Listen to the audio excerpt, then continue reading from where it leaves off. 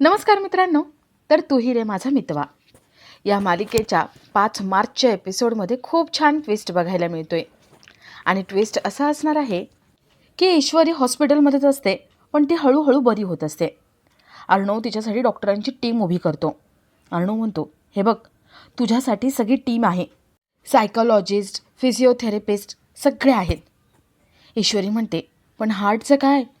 Heart पण बरं झालं पाहिजे ना. सर, दिल का मामला आहे, कोण हार्टवर उपचार करणार? अर्णव म्हणतो, छी, त्याच्यात काय एवढं? ईश्वरी म्हणते, मला नाही बोलायचं तुमच्याशी.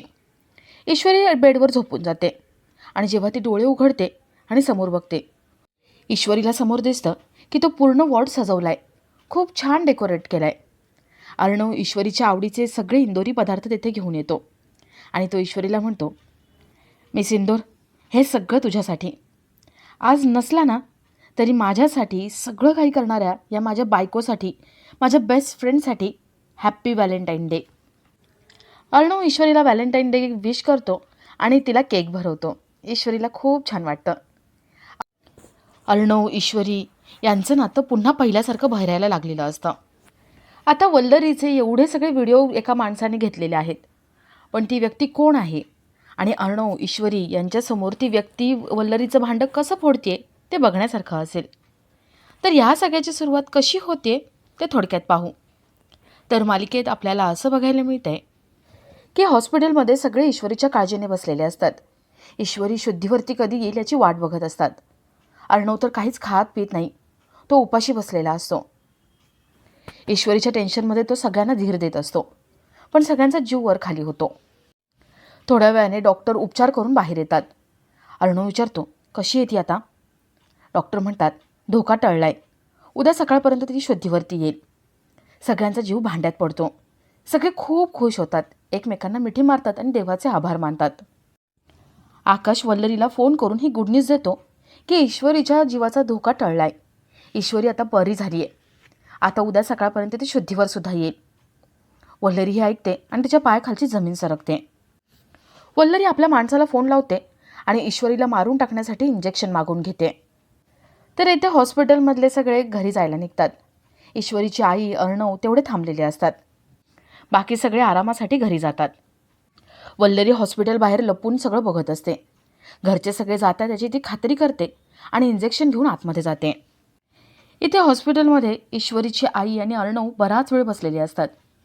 अर्णव आईंना म्हणतो, तुम्ही काही खाल्लं नाही आहे सकाळपासून, चला थोडंसं खाऊन घ्या. अर्णव, ईश्वरीची आई कॅन्टीनमध्ये जातात आणि वल्लरी ही संधी साधते.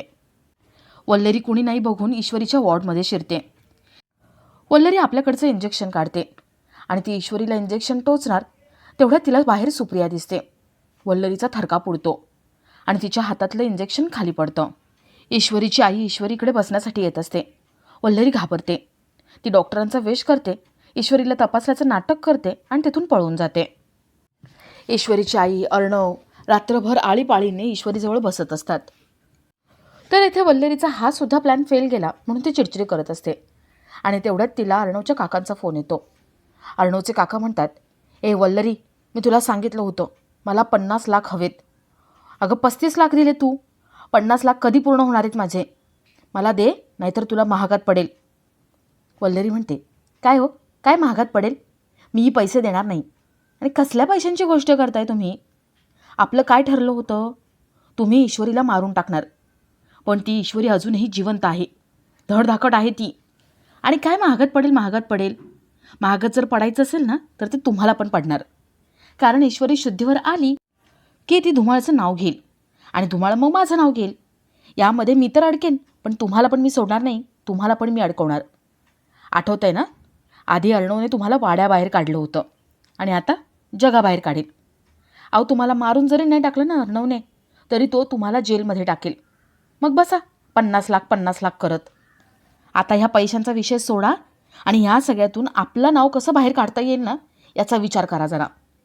वल्लरी फोन कट करते आणि चिडचिड करत राहते. तर इथे अंजली शुद्धीवर येते. तिला राकेश घरात कुठेच दिसत नाही. अंजलीला खाली पाल दिसते. अंजली खूप घाबरते आणि ती राकेशला फोन लावायला घेते.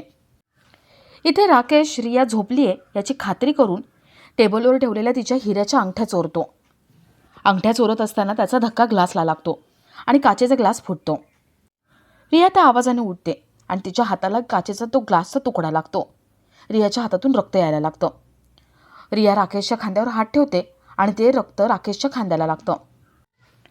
राकेशला सारखा अंजलीचा फोन येत असतो. राकेश तो फोन घेतो आणि बाजूला जातो. अंजली खूप घाबरलेली असते. ती राकेशला लवकरात लवकर घरी या म्हणते.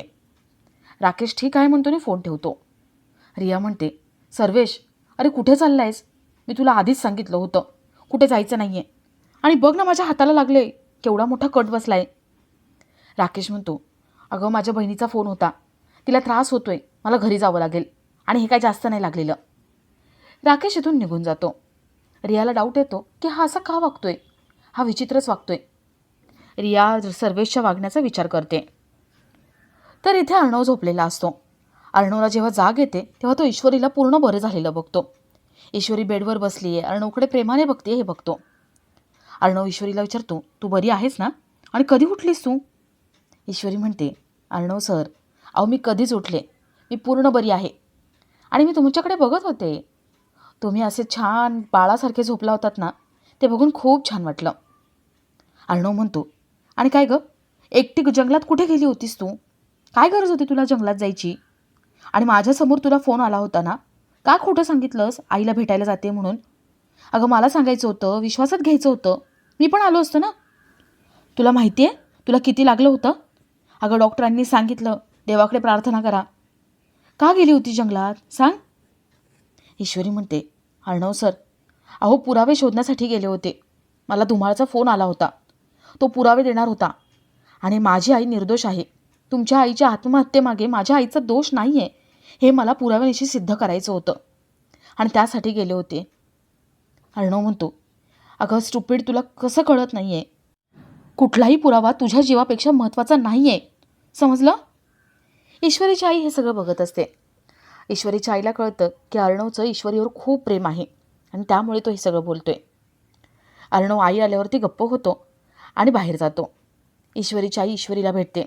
ईश्वरी पूर्ण बरी झाली आहे हे बघून तिला आनंद होतो आणि आपला आजचा हा भाग इथेच संपतो.